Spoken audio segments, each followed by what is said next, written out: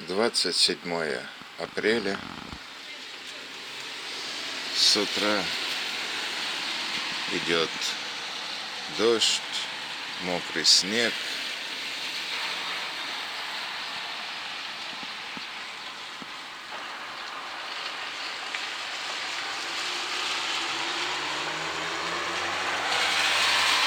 Небо все